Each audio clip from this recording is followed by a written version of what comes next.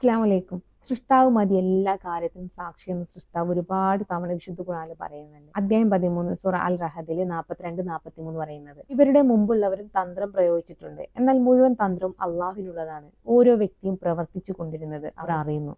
ലോകത്തിന്റെ പര്യവാസനം ആർക്ക് അനുകൂലമാണെന്ന് സത്യനിഷേധികൾ അറിഞ്ഞു. യഥാർത്ഥ സത്യത്തെ നിഷേധിക്കുന്ന ആളുകൾക്ക് അവസാനം മനസ്സിലാവും ഈ ലോകത്തിന്റെ നിയന്ത്രണം ആർക്കാണ്, ആർക്ക് അനുകൂലമായിട്ടാണ് എല്ലാ വിധികളും വരുന്നത്, എല്ലാ സത്യങ്ങളും വരുന്നത് എന്നുള്ളത് അവർ പിന്നീട് തിരിച്ചറിയും. അള്ളാഹുവിന് ഏറ്റവും വലിയ തന്ത്രം ഉപയോഗിക്കുന്നത്. അള്ളാഹുവിന്റെ തന്ത്രം എന്താ? എല്ലാ മനുഷ്യരും ചെയ്യുന്ന എല്ലാ കാര്യങ്ങളും സൃഷ്ടാവ് അറിയുന്നുണ്ട്, അത് രേഖപ്പെടുത്തുന്നുണ്ട്. ഒരാൾക്കൊന്നും അള്ളാഹുവിൽ നിന്ന് മറക്കാൻ കഴിയില്ല, മറച്ചു വെക്കാൻ കഴിയില്ല. ഈ ദൈവത്താൽ നിയോഗിക്കപ്പെട്ടവനല്ലെന്ന് സത്യനിഷേധികൾ പറയുക, എനിക്കും നിങ്ങൾക്കും ഇടയിൽ സാക്ഷിയായി അള്ളാഹു മതി. ആരുടെ പക്കലാണോ വേദവിജ്ഞാനമുള്ളത് അവരും മതി, അള്ളാഹു മതി സാക്ഷി എന്ന് ഇവിടെ പറയുന്നുണ്ട്. നമ്മൾക്കിടയിലുള്ള സാക്ഷി അള്ളാഹു ആണ്. അപ്പൊ നമുക്ക് മനസ്സിലാവില്ല എങ്ങനെയാണ്?